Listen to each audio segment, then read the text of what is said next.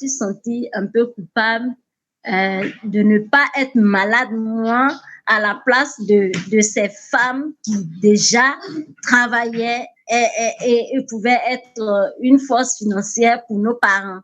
Parce que quelque part, c'est de ma faute, enfin, c'est pas de ma faute, entre guillemets, dans le sens où je dis, je ne suis pas arrivée, ou pour l'instant, en tout cas, je n'ai pas l'impression que je suis arrivée à la rendre autonome et de pouvoir lui laisser une vie correcte. Le deuil a commencé à partir du moment où elle est née, où je me suis posé des questions, où elle tenait pas sa tête, où je me suis dit c'est grave. On ne peut pas faire son deuil parce qu'on associe malheureusement souvent le deuil à l'oubli. Par contre, on peut faire l'apprentissage de sa guérison. Et c'est pour ça que c'est le deuil qui nous fait. La culpabilité et la maladie rare. Un thème qui revient souvent dans les mots des patients et des aidants concernés par la maladie. Mais qu'est-ce que la culpabilité ? Comment se manifeste-t-elle ? Quelles sont ses origines ? Et One Life a voulu interroger des patients, des aidants et des professionnels pour comprendre ce phénomène. Mais aussi savoir s'il est possible de se défaire de ce fardeau récurrent.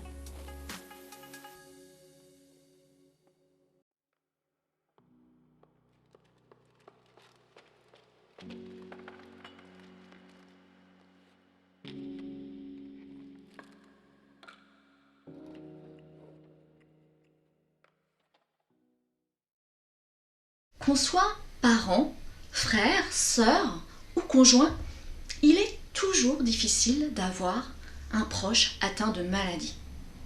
On remet souvent en cause ses capacités et ses actions et on est fréquemment soumis à la vie des autres. Alors pourquoi certains de ses proches se sentent coupables lorsqu'il s'agit de prendre soin d'eux et de mener leur propre vie ? Jusqu'où faut-il se remettre en question ? C'est le sujet de notre dernier épisode.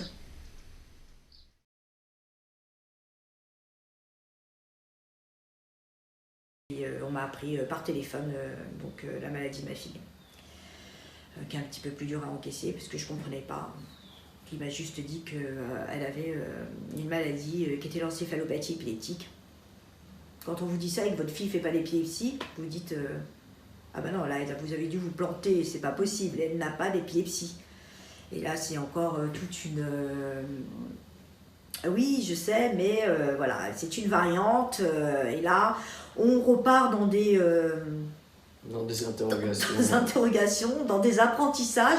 Mais de quoi il me parle codon, variante, c'est la seule française, il n'y a pas d'encéphalopathie, je comprends pas, c'est pas possible.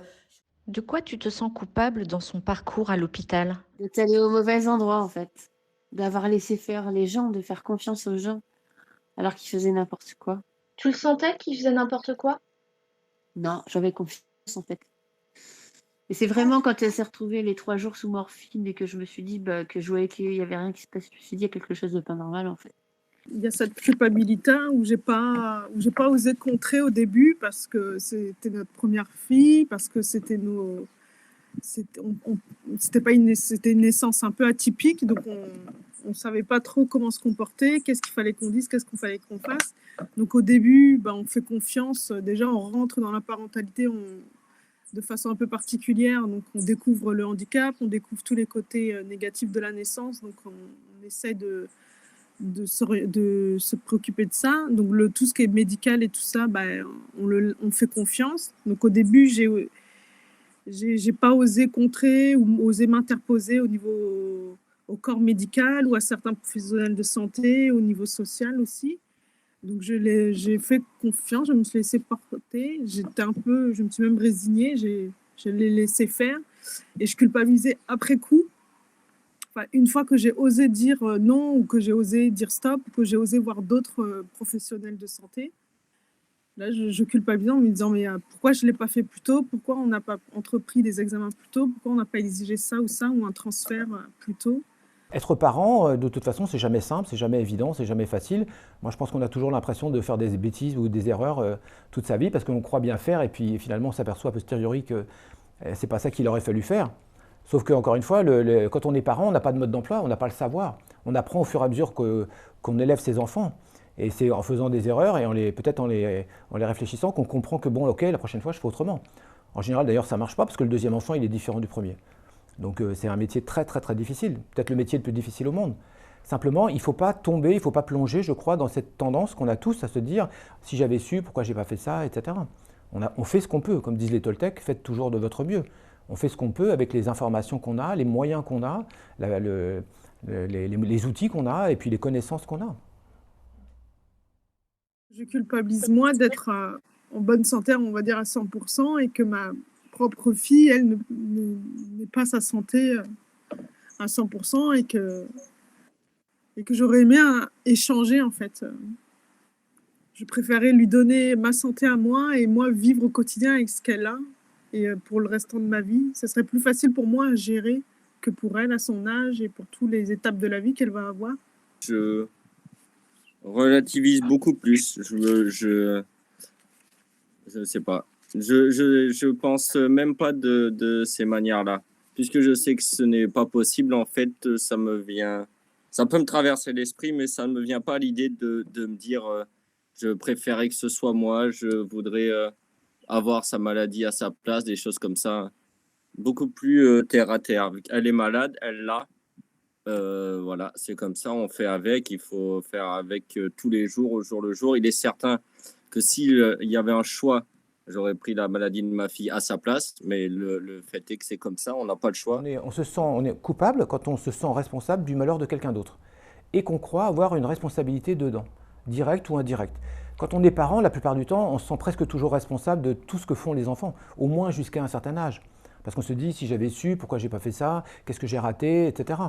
Donc c'est très facile de culpabiliser en fait. C'est comme si on avait une case dans la tête, comme si on avait une partie de notre cerveau ou de notre inconscient peut-être qui ne demande que ça. Alors à mon avis, il y a une conséquence qui est assez évidente, c'est la souffrance psychique. C'est-à-dire que la culpabilité, c'est une émotion négative qui peut durer toute la vie. Je me rappelle, j'avais animé un stage sur la culpabilité et il y avait en fait un père de famille qui était venu au bout de, je sais pas, 15 ans je crois. Donc ça faisait 15 ans qu'il vivait, 15 ou 20 ans qu'il vivait dans la culpabilité. Il avait vécu la chose suivante, en fait il rentrait le week-end avec sa famille, donc il était en train de conduire, sa femme à côté, les 3 enfants derrière, et puis à un moment donné il conduisait tranquillement, il y a un camion qui est rentré dans la voiture, mais sans prévenir, sans rien du tout. Il n'a pas eu le temps de réfléchir, pas eu le temps de s'adapter. Évidemment, la voiture a été complètement chamboulée. Quand il est sorti de la voiture, il a constaté que sa femme et une de ses filles, je crois, étaient mortes. Évidemment, il a culpabilisé immédiatement après l'accident et il a gardé cette culpabilité pendant 15 ans. Et voilà. Et quand il est arrivé en stage, il avait perdu toute joie de vivre, toute énergie, il était abattu en fait. Parce que c'est comme un acide en fait, ça attaque la joie de vivre, la confiance en soi, l'image de soi. Donc c'est presque un poison en fait la culpabilité. Je dis, on est responsable des enfants qu'on met au monde. Le but de chaque parent censé, c'est de les aider à évoluer un maximum et d'atteindre un maximum de leur potentialité pour pouvoir un jour être autonome à 100%. Et puis bon, voilà, même si c'est triste la peur d'un parent, mais généralement les gens sont autonomes et ça continue à se débrouiller tout seul. Alors qu'elle, le jour où je ne suis plus là, éventuellement peut-être compter sur mes autres enfants, mais voilà, c'est pas le rôle premier. Donc voilà, où est-ce qu'elle va se retrouver? Enfin, je pense que c'est la crainte d'énormément de parents. Oui, c'est la survenue du coup d'un ulcère ou enfin d'une crise en fait. Et là, tu te sens coupable de pas pouvoir soulager la douleur et de pas pouvoir guérir la maladie. Bien sûr, les rôles parentaux, professionnels correspondent à des devoirs. Donc, qui dit devoir dit responsabilité. Et après, c'est tentant d'utiliser ses rôles ou ses devoirs pour culpabiliser quelqu'un, ou pour se laisser culpabiliser, ou pour se culpabiliser tout seul. J'ai décidé de vivre la vie de ma fille, je ne m'en plains pas. Je veux dire que c'est elle qui est le plus à plaindre, c'est ma fille, pas moi. Moi, c'est mon choix. C'est mon choix de vivre sa vie. Voilà, je suis très bien comme ça. Effectivement, j'aurais pu vivre une autre vie, en mettant mon enfant en IME et en continuant à travailler. Le relationnel, les objectifs, tout ce dont on vivait auparavant, on n'a plus du tout ce même objectif. Quand tu me dis que tu culpabilises de la laisser, tu culpabilises de quoi? De devoir aller travailler et la laisser en fait. de pas pouvoir rester sachant qu'elle est mal. De temps en temps, de devoir la laisser avec une autre personne parce que, par exemple, elle avait fait des crises d'épilepsie ou des choses assez lourdes. On nous a isolés quand même. Si on avait été seul l'un ou l'autre, on serait même complètement enfermés.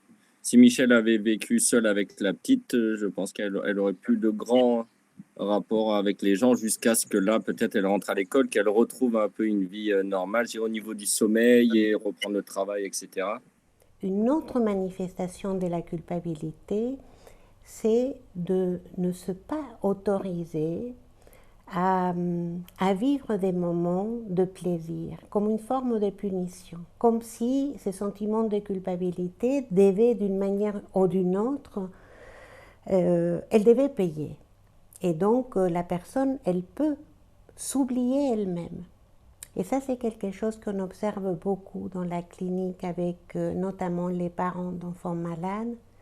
On se rend compte combien pour les parents, pour les mamans, pour les papas, il est difficile de s'autoriser à prendre du temps pour eux, pour avoir un espace de vie, et que souvent, c'est pas nécessairement qu'il faut qu'ils soient là, bien que ce soit une réalité aussi. Même quand ils ont le temps, ils n'arrivent pas à s'autoriser. Parce que au fond, au plus profond d'eux-mêmes, il existe un sentiment de culpabilité qui ne les autorise pas à le prendre. Des fois, comme je suis fatiguée, je perds patience, je m'énerve, alors je culpabilise derrière parce que je crie, je fais pas ce qu'il faut. Et que après, ça crée des tensions dans le couple, et que je culpabilise là-dessus aussi parce que derrière nous aussi, on se dispute. On avance en équipe. Travailler peut-être pas, mais en tout cas, on avance en équipe. Si on ne sait pas le faire et qu'on n'écoute que soi-même et ses petits besoins personnels, ça peut pas marcher. Après, c'est vrai qu'on peut être noyé. On a connu des gens qui aussi sont atteints de maladies chez leurs enfants, qui n'ont pas su traverser ça. Faut aussi, faut accepter qu'on change aussi, que qu'on m'accompagne, moi, parfois, on n'est pas ce qu'on est réellement parce qu'on est débordé, parce qu'on est fatigué, parce qu'on en a plein la tête. Il faut savoir passer. Si on prend tout à la lettre, parfois, souvent on se dispute, mais on sait que ce qui sort de la bouche, c'est pas vraiment ce qu'on exprime vraiment. C'est juste de la vapeur qui sort, ça boue à l'intérieur. Et on ne s'arrête pas là-dessus. Donc je pense qu'on essaie de tolérer parfois ces moments difficiles. Et si on n'est pas capable de le faire, c'est sûr que c'est facile de se séparer, de dire je vais aller chercher mon confort ailleurs, mais je suis pas bien sûr qu'un parent qui abandonne entre guillemets le navire en tire des bénéfices par la suite. Moi je suis convaincu de ça. Donc après, chaque situation est différente. On a des façons différentes d'aborder cela. Une des deux personnes peut être dans l'action. Donc je vais devenir une boulimique de l'information. Je vais aller chercher tout ce que je peux pour comprendre ce qui se passe, parce qu'il peut y avoir aussi une errance du diagnostic. On n'a pas automatiquement le diagnostic de suite, ça peut prendre plusieurs années. Et l'errance médicale rajoute de la souffrance. On ne sait pas. Donc on va chercher et on devient boulimique de l'information. Et plus on apprend, plus on cherche. L'autre peut être dans l'attente. Oh là là, il va se passer quelque chose. Je ne sais pas quoi, mais il va se passer quelque chose. Je vois que ma femme est en train de prendre, ou mon mari, était en train de prendre plein de documentation. Il installe plein de choses sur ce qu'elle pense être la maladie. Elle est dans l'action, dans l'action, dans l'action, dans l'action. Et moi, je ne comprends pas. Et je veux que le médecin me donne le diagnostic. Mais lui, le médecin, il ne comprend pas plus. Parce que c'est une maladie génétique rare. Et ce n'est pas facile à donner un diagnostic. Et donc, ça peut être ça. Ça peut être quelqu'un qui peut être très dans l'action. Parce que pendant que je suis dans l'action, j'ai pas mal. parce que je mets mon esprit, je mets mon cerveau en action, ça m'évite d'avoir mal. Parce que dès que je m'arrête, je souffre. Donc du coup, je vais être automatiquement dans l'action, dans l'action, dans l'action. Et l'autre personne peut ne pas avoir cette même énergie, et lui, il est dans l'expectative, qu'on croit être du déni. Et c'est simplement, il n'a pas les mêmes outils pour parer à ce tsunami qui arrive. On est tous différents face à l'annonce d'une maladie. Et après, quand il y a l'annonce, effectivement, eh ben, ça peut être, on s'écroule. Peut-être tous les deux. Peut-être, en s'écroulant, on se sépare, parce que c'est juste impossible. Ou au contraire, en s'écroulant, on se rapproche et on décide d'être ensemble, face à cette maladie, face à cet être que l'on aime, et on décide de l'aider. Donc le déni, c'est... On peut avoir l'impression de l'extérieur que la personne est dans le déni. Parce qu'on peut avoir soi-même des croyances.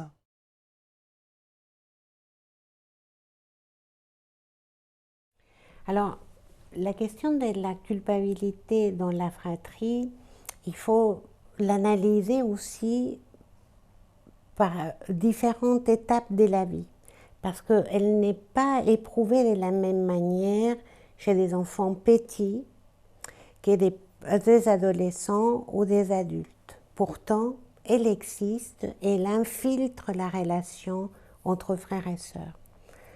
Bien sûr que la culpabilité entre frères et sœurs existe dans toutes les familles, justement parce que les liens entre frères et sœurs est souvent un lien de rivalité. Et c'est grâce à cette rivalité que les frères et sœurs vont se construire. Je dis souvent que la fratrie, c'est les meilleurs laboratoires pour la vie, dans la relation aux autres. On apprend beaucoup de choses avec ses frères et sœurs. Mais les liens d'amour, ils sont toujours tentés d'une forme d'agressivité, parfois même de haine, qui est le principe même de toute relation d'amour. Donc, la rivalité, elle existe, la jalousie, elle existe, et en conséquence, la culpabilité aussi. Vous voyez, un enfant petit, je parle là par exemple d'une grande sœur d'un enfant atteint des maladies de Duchenne, voyant que son frère perdait ses forces, qu'il allait de moins en moins bien, et que bientôt il allait être en fauteuil roulant, elle s'est demandé pourquoi c'était lui qui était malade et pas elle, puisqu'ils sont nés du même ventre. C'est pas normal, pensait-elle. Et elle m'a dit quelque chose qui est tout à fait intéressant. Elle m'a dit « Je me sens responsable ». Elle a 9 ans. Je lui demande « Mais pourquoi ?» Elle m'a dit « Quand je suis née, j'ai dû laisser quelque chose de mauvais dans le ventre de ma mère. Et comme mon frère est venu après, lui, il l'a attrapé. Donc, c'est ma faute. » Donc, vous voyez que la culpabilité, même chez les petits-enfants, en lien avec la maladie du frère ou de la sœur, elle est bien présente. Je pourrais donner beaucoup d'exemples pour expliquer qu'un frère et une sœur, surtout, ils ont aussi besoin d'être informés sur l'origine de la maladie. Et ils ont besoin que les adultes et les médecins parlent avec eux. Souvent, les frères et sœurs, on les met à l'écart. Ils restent à la maison lorsque papa et maman viennent à l'hôpital avec l'enfant qui lui-même est malade, et ils ne bénéficient pas de tous ces échanges qui peuvent être nécessaires et parfois précieuses pour ne pas construire des théories qui peuvent être très culpabilisantes. Je me suis sentie un peu coupable de ne pas être malade, moi, à la place de ces femmes qui déjà travaillaient et pouvaient être une force financière pour nos parents. En tout cas, je suis contente de m'être bien occupée d'elles. Je ne le regrette pas. Je ne le regrette pas d'avoir laissé en stand-by mes diplômes et autres. Je ne le regrette pas parce que le fait d'avoir été avec elles, ça a été comme une sorte d'école. ça a été comme une sorte de comme une formation pour moi en même temps.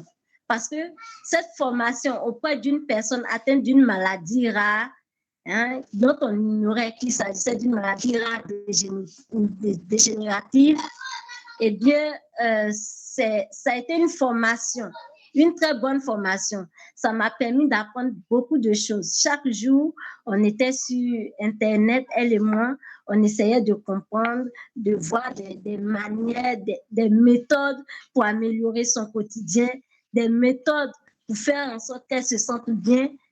En tout cas, vraiment, avec elle, j'ai beaucoup appris. Je voulais quand même revenir chez les adultes, parce qu'on parle moins souvent. Alors, dans mon expérience, de maintenant presque 27 ans dans la consultation du diagnostic présymptomatique pour la maladie d'Huntington, ces personnes que nous rencontrons, elles sont à risque de 50% d'être porteuses comme leur mère ou leur père. Lorsqu'une fratrie vient en consultation pour demander un test pour savoir s'ils sont porteurs du gène et qui vont jusqu'au bout de la démarche, certains d'entre eux vont être porteurs et d'autres ne le seront pas, puisque le risque est de 50%. Et là, j'ai retrouvé un phénomène qui a été beaucoup décrit dans la littérature, et notamment pour décrire les réactions des personnes qui ont survécu à des grandes catastrophes humaines, qui est le syndrome du survivant, qui était beaucoup décrit chez les survivants de la Shoah et d'autres catastrophes. Qu'est-ce qui s'est dit le survivant? Les survivants des camps de concentration s'est demandé pourquoi pas moi? Pourquoi je suis vivant? Est-ce qu'il n'y a pas un autre qui est mort à ma place? Ça traduit très bien le sentiment de celui qui a survécu et les sentiments que sa vie, en quelque sorte, il la doit à quelqu'un d'autre. Dans les familles où l'un va être porteur du gène de la maladie d'Huntington et pas l'autre, on va retrouver ces mêmes sentiments. Et j'ai souvent entendu des frères ou des sœurs me dire « j'aurais préféré être moi porteur du gène et pas mon frère. Lui, il est plus fragile, moi j'aurais mieux supporté. » Donc on voit bien que cette culpabilité, elle traverse et elle infiltre la relation dans la fratrie et que les frères et sœurs, ils en ont besoin aussi, eux, d'être accompagnés. On ne peut pas, en tout cas, ne pas penser aux frères et sœurs quand on évoque cette question du sentiment de culpabilité.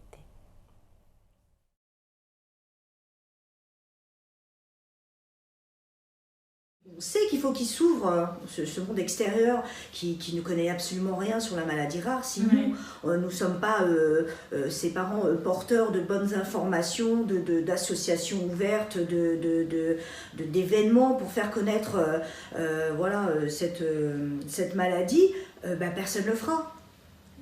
Donc je pense que voilà, le côté positif de la culpabilisation ou culpabilité, c'est que ça peut être moteur. Pour nous, c'est moteur. On sait qu'on avance dans la même direction pour le bien de notre fille, qu'il faut que cette maladie soit connue, qu'il faut trouver un traitement, qu'on essaye de rassembler les familles touchées par le KCNQ2, quels qu'ils soient. Les émotions sont des moteurs. Emotion, ça veut dire clairement que c'est une espèce de décharge d'énergie interne qui va pousser, en fait, qui va nous pousser à faire quelque chose, soit à agir, soit à exprimer des choses. Donc de toute façon, toutes les émotions nous poussent d'une manière ou d'une autre à agir, sauf peut-être la tristesse et la dépression, et encore. Ça, c'est la première chose. Après, est-ce que c'est vraiment la culpabilité qui est le moteur de l'action? Ça, j'en suis moins sûr. Moi, j'aurais tendance à penser que c'est la responsabilité qui est enchâssée dans la culpabilité qui va pousser la personne à faire des choses, à agir. Ce n'est pas la culpabilité en tant que telle. C'est comme la peur. On dit souvent la peur donne des ailes, mais en vérité, ce n'est pas la peur de souffrir ou de mourir, c'est le désir de vivre ou de sauver sa peau qui est le vrai moteur. Mais il est un petit peu, enchâssé, un peu masqué par le désir, parce que c'est un peu la même énergie, c'est très proche. Et souvent, l'un va avec l'autre. Avec les personnes atteintes de maladies, on apprend beaucoup. On apprend beaucoup. Il y a beaucoup de choses à apprendre avec eux. Il y a beaucoup de connaissances à développer avec eux. plus on va nourrir ce qui nous fait du bien, plus ça va nous mettre dans un confort. Et ce confort va nous permettre de faire de cette difficulté qui nous arrive dans la vie, qui est une maladie, une opportunité et une source de créativité pour pouvoir au contraire aimer la vie. Et là, on devient exceptionnel parce que tout le monde n'est pas porteur d'une maladie génétique. Et donc, quand on arrive à traverser quelque chose de difficile et cette difficulté devient une richesse, et ben on a quelque chose en plus. Voilà, le mot pas possible, j'envoyais ça justement à mes collègues qui font l'association avec moi pour le centre de jour. Je ne sais plus ce que c'était exactement, mais le truc du genre, oui, c'est lui qui te dit que c'est pas possible parce que lui n'y arrivera pas. Mais c'est pas parce que toi, tu n'y arriveras pas. C'est pas la même chose. Un optimiste voit l'opportunité dans chaque difficulté. Donc là, c'est l'opportunité de dire, OK, j'ai ça dans ma vie. Donc, soit j'en fais une difficulté et je m'enferme dedans et je vais vivre la souffrance, en plus de ma douleur. Soit j'en fais un défi, j'en fais une opportunité, j'en fais une richesse, parce que je suis exceptionnelle, tout le monde n'a pas ce que j'ai. Et comment je peux le transformer? Et comment moi, je peux être cette personne qui fait quelque chose de difficile dans ma vie, quelque chose que je n'ai pas choisi, quelque chose que je n'ai pas demandé, me dire mais comment, alors qu'on m'a donné la vie, comment justement je peux chérir chaque instant de ma vie et me dire ok, maintenant je prends ça, c'est mon paquet à moi et je vais voir ce qu'il y a dedans, je vais le déballer, je vais voir ce qu'il y a dedans et je vais m'en servir.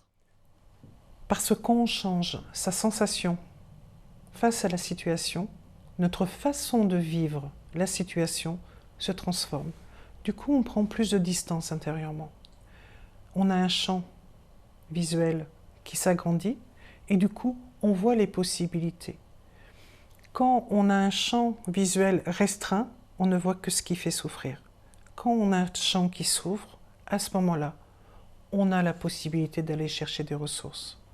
La situation, encore une fois, n'a pas changé, mais le confort intérieur a changé. Et quand on a plus de confort, on se sent plus sécure. Quand on se sent plus sécure, on se sent en sécurité pour aller demander de l'aide. Moi, c'est tout ce que je fais, mais c'est déjà ça. Simplement permettre à la personne, dans le tsunami qu'elle vit, de trouver un petit peu de confort au quotidien pour se permettre de mettre les actions. Et surtout, moi je viens du tourisme. Et dans le tourisme, quand on prend l'avion, on nous dit, en cas de dépressurisation de la cabine, des masques à oxygène tomberont directement. Vous l'appliquez d'abord, avant de le mettre à quelqu'un. Parce que si on commence par la personne, on va s'asphyxier. Résultat, la personne à côté, on ne pourra pas la sauver. Soi-même, on ne pourra pas sauver. Ça fera 2 morts. C'est stupide, c'est idiot, ça rend service à personne. Donc si ces enfants, ou l'être aimé, est réellement important pour soi, on commence par soi. On met d'abord son masque à oxygène. Et quand on est en sécurité, on aide la personne qui a besoin d'aide. Et là, on rend service à la personne. Autrement, on ne sert à rien. Si on est mort, on ne sert à rien. Quelqu'un peut sentir que l'annonce d'une maladie génétique chez son enfant est venue, en quelque sorte, rappeler une faute ou un sentiment de culpabilité par rapport à un événement qui est survenu dans le passé. Il n'est pas rare que ces 2 événements puissent faire un lien entre ces 2 événements. Et c'est de là où naît, je pense que ça c'est quelque chose de très important, c'est de là où naît ces fantasmes de culpabilité. Mais ces sentiments de culpabilité, il peut être dépassé, il peut être élaboré à condition que les parents puissent être accompagnés et qu'ils puissent partager ces affects de culpabilité. On pourrait dire que ce qui peut arriver de mieux par rapport à la culpabilité, c'est de pouvoir la traverser, de pouvoir la dépasser. Et parfois, il est nécessaire d'être en présence d'un autre avec qui on puisse faire ce partage d'affect, qui est un partage d'affect douloureux. C'est 3 choses en fait. La première, c'est de faire la distinction en fait entre une culpabilité qui est légitime, c'est-à-dire où j'ai vraiment fait du tort à quelqu'un, et celle qui ne l'est pas. Et quand on commence à comprendre que la culpabilité n'est pas légitime, qu'elle est en fait plus ou moins créée par notre cerveau, petit à petit, c'est plus facile de lâcher et donc de s'en débarrasser et de se concentrer sur les vrais torts à supposer qu'on en ait vraiment fait. Donc ça, c'est la première chose qu'on peut faire, tous. C'est un travail sur soi, c'est une réflexion, c'est une espèce de remise en question aussi des habitudes et des émotions auxquelles on peut être un petit peu habitué.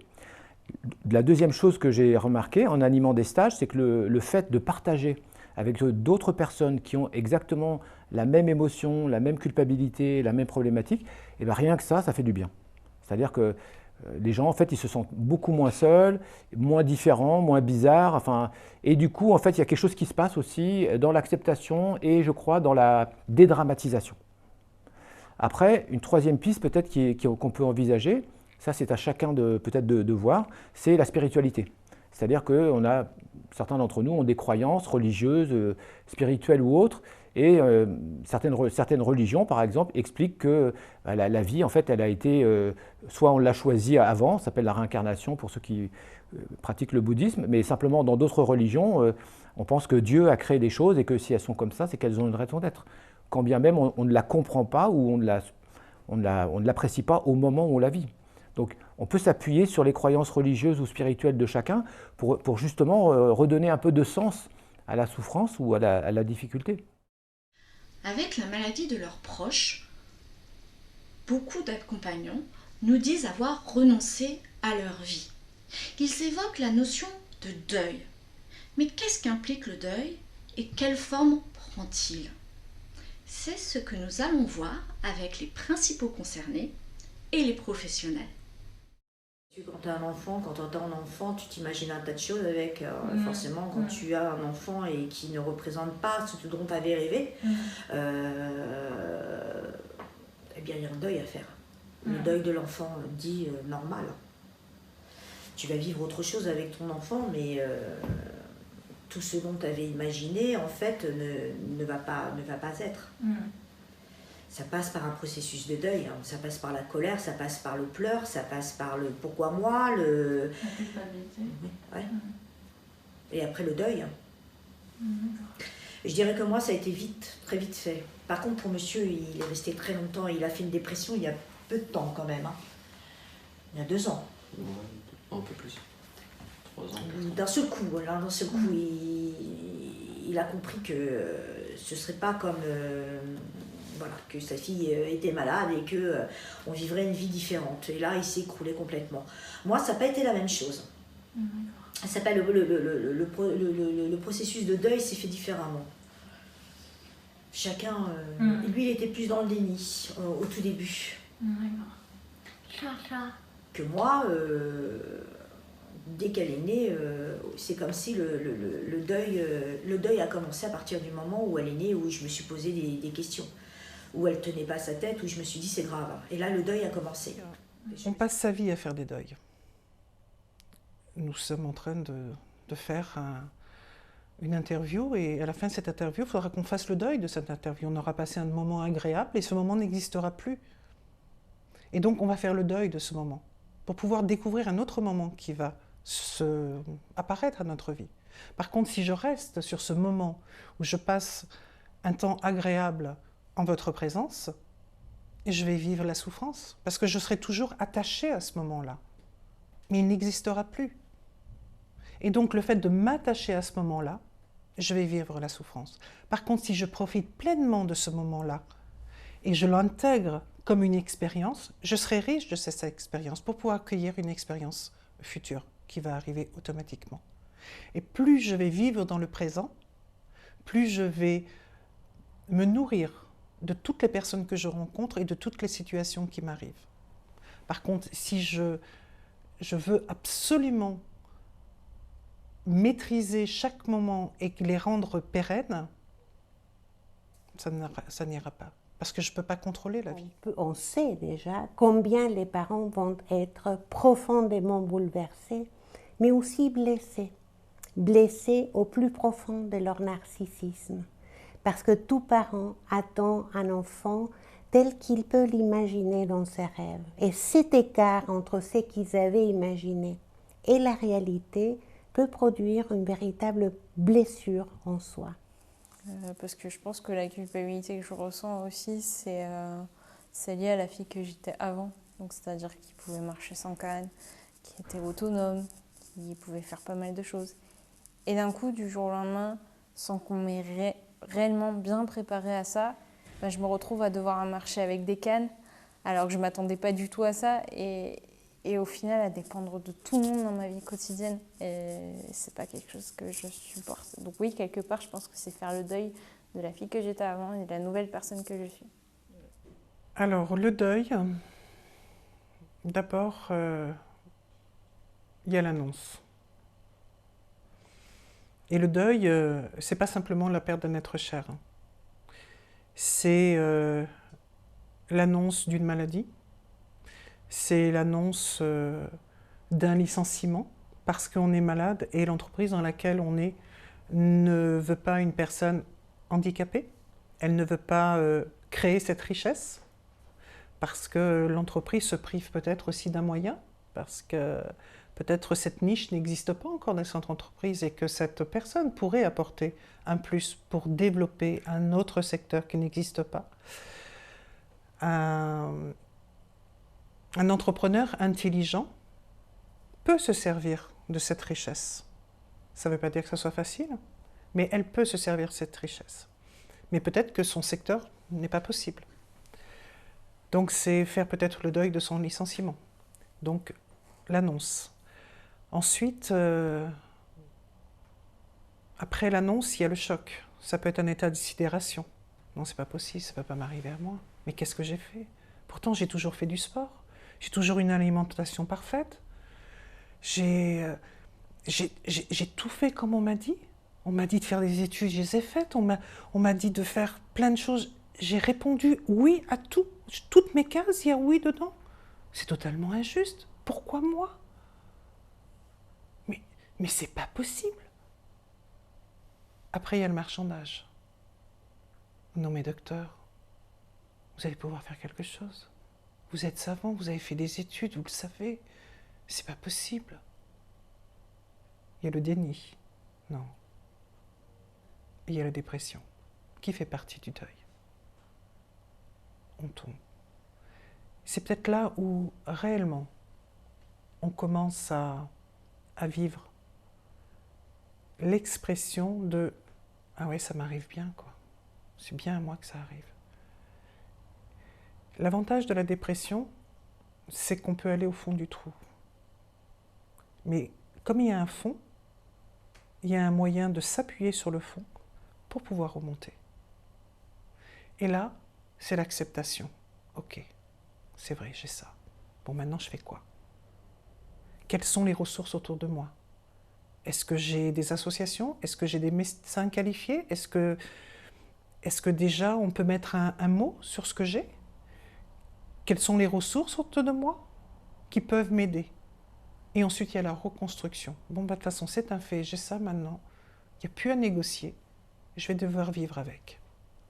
Donc, quelle opportunité, quelle richesse. Je connais, oui, effectivement, des personnes qui sont dans le déni, qui refusent de regarder leur maladie en face. Et j'ai même le cas, par exemple, d'une personne qui a transmis la maladie à sa fille, et sa fille se fait suivre, mais lui, le père, refuse, est dans le déni le plus absolu. Et je trouve ça dommage. Mais par rapport à la maladie, je dis toujours, faut rester humble et faut pas trop avoir de jugement de valeur par rapport à la maladie, parce que chacun a son histoire et la maladie touche vraiment à à l'intime, à son vécu. Et faut pas trop être péremptoire dès lors où on parle de la maladie, de la perception de la maladie et de sa vision pour tout un chacun. Il y en a pour lesquels c'est insurmontable de regarder la maladie en face parce que c'est tabou et il vaut mieux enfouir ça. Et d'autres, qui est mon cas, je préfère toujours regarder lucidement la situation pour y apporter le maximum de remèdes. Et des remèdes existent quand même. Je ne dis pas que la maladie se guérit, mais on peut gérer sa vie plus facilement en la regardant en face, quoi. Et quand une personne ne correspond pas au code attendu, on l'étiquette de déni, on l'étiquette de dépression, on l'étiquette de colère. C'est simplement sa façon de réagir. Et donc, nous, on attend des codes, parce que aussi ça nous rassure. Parce qu'on peut être le grand-parent, on peut être le frère, on peut être le père, on peut être l'oncle. Et on est tellement démunis face à cette annonce qu'on se raccroche aussi au code des autres. Parce que ça nous rassure. Il faut savoir que autant on parle de soi à travers l'autre, que l'autre, par les neurones miroirs, nous renvoie notre propre peur. Et donc, la façon de réagir de l'autre va nous permettre aussi de nous rassurer, parce qu'on peut avoir peur aussi de cette maladie. On peut avoir peur de notre sœur qui a cet enfant, par exemple, malade, mais comment je vais l'aider, comment je vais réagir? Donc c'est souvent les autres qui donnent des codes, des mots à des réactions. Mais ça ne veut pas dire qu'on le vit en tant que déni. Ça veut dire qu'on fait ce qu'on peut, comme on peut, avec ce qu'on a et les ressources que l'on a. Écoute, je suis peut-être bizarre, mais je pense ne pas avoir fait le deuil de ma fille. Je pense que je ne l'ai pas fait et je pense que c'est ce qui me maintient justement à avancer. Parce que pour moi, je suis une grande convaincue, et ce que je vais dire, c'est valable pour tous, pour toutes les personnes, je répète, malades. Je pense que le corps a une force terrible et qu'on est tous capables, je n'ai pas du tout envie de choquer personne, hein, qu'on s'entende bien, et je vais donc dire ma phrase d'un coup pour ne pas faire de bêtises, mais on est tous capables de guérir, mais on ne connaît pas tous les moyens pour y arriver. Et moi non plus, je ne connais pas malheureusement tous les moyens pour y arriver. On ne fait jamais son deuil. C'est le deuil qui nous fait. C'est-à-dire c'est l'expérience de l'apprentissage de la guérison qui va faire qu'on va faire son deuil. Parce que souvent on associe le deuil à l'oubli. On ne peut pas oublier quelque chose. On ne peut pas oublier qu'on a été malade, on ne peut pas oublier que notre enfant est malade, on ne peut pas oublier qu'un être aimé est malade. On ne peut pas oublier que l'être que l'on a mis au monde est malade et peut-être décédé. On ne peut pas oublier cette vie. Donc on ne peut pas faire son deuil parce qu'on associe malheureusement souvent le deuil à l'oubli. Par contre, on peut faire l'apprentissage de sa guérison. Et c'est pour ça que c'est le deuil qui nous fait. C'est le deuil qui va nous apprendre à cicatriser ses plaies, qui va nous apprendre à cicatriser cette blessure. Parce que pour moi, un deuil, c'est une blessure. Et à l'instar de quand on s'est fait un petit bobo et on va effectivement mettre un désinfectant et ensuite un pansement, eh bien là, ça va être la même chose. Et donc, plus on va aller au cœur de soi, plus on va aller nourrir ses propres besoins, plus on va aller être chaleureux envers soi-même, doux envers soi-même, plus on va se guérir. C'était nécessaire de passer par là pour avancer et faire le deuil par rapport à la maladie, oui. Moi, le deuil de mon ancienne vie, je l'ai fait pour certaines choses, donc pour le boulot, ça je l'ai accepté en me disant voilà, je suis à la retraite, donc j'ai fait mon deuil de ma vie professionnelle que j'avais avant. Et je pense que c'est une étape hyper importante dans l'acceptation. En fait, tant qu'on n'a pas fait son deuil, on n'arrivera pas à profiter de ce qui nous attend. Je suis peut-être moi-même malade et je dois renoncer à tout ce que j'aime. Peut-être que je faisais du parapente et je vais devoir arrêter le parapente. Peut-être que j'aimais voyager et je ne vais plus pouvoir voyager. Donc je vais devoir faire un deuil de ceux que j'aime. Mais ce n'est pas pour autant que je vais arrêter de vivre. Je vais simplement aménager ma vie différemment. Et comme je vais aménager ma vie différemment, je vais à ce moment-là devenir importante pour moi parce que je vais me considérer telle que je suis et non pas telle que je l'imaginais. Parce que la seule chose qui guérit, c'est l'amour. Il n'y a pas d'autres médicaments intérieurs. Il y a des médicaments intérieurs et des personnes qui peuvent nous aider. Mais le seul médicament intérieur, c'est l'amour. Il n'y en a pas d'autre. Et c'est le plus difficile à trouver. Parce que justement, il y a la culpabilité qui est un poison. Et voilà, notre web-série sur la culpabilité et la maladie rare est terminée. Nous espérons qu'elle vous aura permis de percevoir la culpabilité sous un nouvel angle. Certes, la culpabilité est multiforme, mais elle est avant tout un signe de bonne santé psychologique puisqu'elle aide à nous construire dès l'enfance. Alors, dans la maladie rare, à 80% génétique, elle est essentiellement focalisée sur la culpabilité de transmettre. Mais la culpabilité trouve ses origines essentiellement dans notre société, dans le regard des autres et nos croyances. C'est un sentiment que l'on peut traverser si on la regarde en face. J'aimerais remercier pour leur application sans faille dans l'élaboration de cette série Alan, Agathe, Fatoumata, Estelle, Michel et Philippe. J'aimerais aussi remercier pour leur confiance les Ewen, toutes ces personnes qui ont témoigné sur leur quotidien avec la maladie rare dans cette série. J'aimerais aussi remercier pour leur partage d'expertise Patrice, Sylvie et Marcella.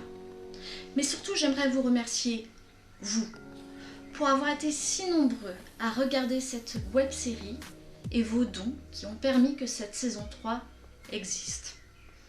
Nous envisageons une saison 4, mais j'avoue que nous allons avoir encore besoin de vous. En attendant, je vous dis à très bientôt et prenez soin de vous.